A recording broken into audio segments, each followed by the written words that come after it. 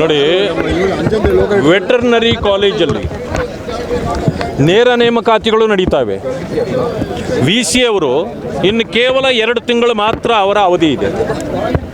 ಈ ಅವಧಿಯಲ್ಲಿ ಅವರು ಯಾವುದೇ ಅಪಾಯಿಂಟ್ಮೆಂಟ್ ಮಾಡೋಂಗಿಲ್ಲ. ಕೃಷಿ ವಿಶ್ವವಿದ್ಯಾನಿಲಯದಲ್ಲೂ ಕೂಡ ಈಗಾಗಲೇ ಅದೇ ಥರ ಸಮಸ್ಯೆ ಬಂದಿದೆ.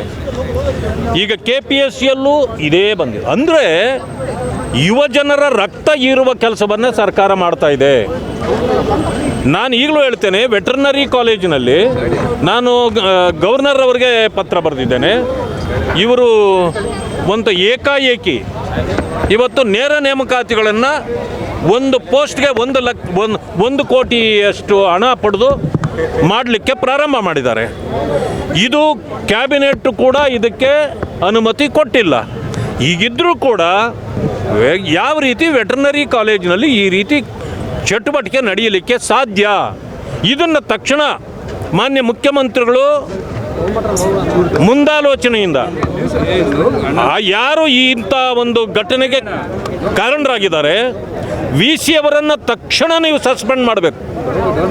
ಅವರಿಗೆ ಅಧಿಕಾರವೇ ಇಲ್ಲದೆ ಇದ್ದಾಗ ಯಾಕೆ ಅವರು ಮುಂದುವರೆದಿದ್ದಾರೆ? ಅದು ಒಂದು. KPSCದು ನಿನ್ನೆ ನಾವು ಈಗ ಏನೋ ಹೊಸದಾಗಿ ಬಂದಿರತಕ್ಕಂಥ ತಾತ್ಕಾಲಿಕವಾದ ಅಧ್ಯಕ್ಷರನ್ನು ಭೇಟಿ ಮಾಡಿದ್ದೇವೆ. ಕಾರ್ಯದರ್ಶಿಗಳಿಗೆ ಮನವರಿಕೆ ಮಾಡಿಕೊಟ್ಟಿದ್ದೇವೆ. ಎಕ್ಸಾಮಿನೇಷನ್ ಕಂಟ್ರೋಲರ್ಗೂ ಹೇಳಿದ್ದೇವೆ, ಈ ಕೇಸನ್ನು CBIಗೆ ಕೊಡಿ. ಅವರು ಕೂಡ ಒಂದು ಇದರಲ್ಲಿ ಒಪ್ಕೊಂಡಿದ್ದಾರೆ. ಯಾಕೆಂದರೆ ನಮ್ಮ ಮೇಲೆ ಈ ರೀತಿ ಆಪಾದನೆಗಳು ಬರೋದನ್ನು ನಾವು ಸಹಿಸ್ಕೊಳ್ಳೋಕ್ಕಾಗೋದಿಲ್ಲ. ಪೊಲೀಸ್ ಇಲಾಖೆಗೆ 4 ಸಾರಿ ಪತ್ರಗಳನ್ನು ಬರೆದಿದ್ದೇವೆ.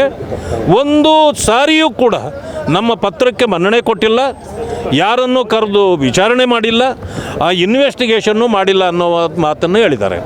ಅದಕ್ಕೆ ಸದ್ಯದಲ್ಲಿ ನಾವು ಮತ್ತು ಅಶೋಕ್ ಅವರು ಕಮಿಷನರ್ ಅವರನ್ನು ಅಥವಾ DG ಅವರನ್ನು ಭೇಟಿ ಮಾಡಿ ಅವ್ರಿಗೂ ಮನವರಿಕೆ ಮಾಡಿಕೊಡ್ತೇವೆ. ಮಾನ್ಯ ಗೃಹ ಸಚಿವರು ಇದರ ಬಗ್ಗೆ ಶ್ರದ್ಧೆ ವಹಿಸಬೇಕು. ಯುವಕರ ಜೀವನದಲ್ಲಿ ಈ ರೀತಿ ಆಟ ಆಡ್ತಕ್ಕಂಥದ್ದನ್ನು ಮಾಡಬಾರ್ದು. ಅದಕ್ಕೆ ಪೊಲೀಸ್ ಇಲಾಖೆಗೆ ಏನು KPSC ಸೆಕ್ರೆಟರಿ ಅವರು ಪತ್ರ ಬರೆದಿದ್ದಾರೆ, ಅದಕ್ಕೆ ಮಾನ್ಯ ಮಾಡಿ ಇನ್ವೆಸ್ಟಿಗೇಷನ್ನು ಅವರು ಶುರು ಮಾಡಬೇಕು ಅಂತಕ್ಕಂಥದ್ದನ್ನು ಮಾಡ್ತೇನೆ. ಇವತ್ತೇನು ಶಿಕ್ಷಕರ ನೇಮಕಾತಿಯಲ್ಲೂ ಈ ರೀತಿಯ ಭ್ರಷ್ಟಾಚಾರ ಇದೆ, ಇದನ್ನು ಕೂಡ ಈಗ ವಿದ್ಯಾರ್ಥಿಗಳು ಕೈಗೆತ್ತಿಕೊಂಡಿದ್ದಾರೆ. ಡಿಸ್ಕ್ರಿಪ್ಟಿವ್ ತಂದಿದ್ದಾರೆ. ಅದು ಇಲ್ಲಿ ಮಾತ್ರ ಇದೆ, ದೇಶದ ಯಾವ ಮೂಲೆಯಲ್ಲೂ ಅದಿಲ್ಲ. ಅದಕ್ಕೆ ಅದನ್ನು ತಕ್ಷಣ ನಿಲ್ಲಿಸಬೇಕು. ಈ ನೇಮಕಾತಿಗಳನ್ನು ಸುಗಮವಾಗಿ ಆಗಬೇಕು, ಭ್ರಷ್ಟಾಚಾರ ರಹಿತವಾಗಿ ಆಗಬೇಕು, ಸೂಕ್ತ ವ್ಯಕ್ತಿಗಳಿಗೆ ಅವಕಾಶಗಳು ದೊರಕಬೇಕು ಅನ್ನೋದು ನಮ್ಮ ಉದ್ದೇಶ ಆಗಿದೆ. ಅದಕ್ಕಾಗಿ ವಿದ್ಯಾರ್ಥಿಗಳ ಜೊತೆಯಲ್ಲಿ ನಾವು ಕೂಡ ಸೇರಿ ಹೋರಾಟವನ್ನು ಮುಂದುವರಿಸ್ತೇವೆ. ಈಗಾಗಲೇ ಕೇಂದ್ರ ಸರ್ಕಾರ ಎದೆ ಮೇಲೆ ಲೋಗ ಹಿಡಿಬೇಡಿ, ಲೋಗ ಹಿಂದೆ ಮೇಕೆದಾಟು ವಿಚಾರ ಬಂದಾಗಲೇ ನಾವು ಹೇಳಿದ್ವಿ, ಕೇಂದ್ರ ಸರ್ಕಾರದ ಕೆಲವು ಯೋಜನೆಗಳಿಗೆ ಅವರಿಂದ ನಮಗೆ ಆದೇಶಗಳ ಅವಶ್ಯಕತೆ ಇತ್ತು. ಅದರಿಂದ ಅವತ್ತು ಮಾಡಲಿಕ್ಕೆ ಅದು ಸಾಧ್ಯ ಆಗಿರಲಿಲ್ಲ.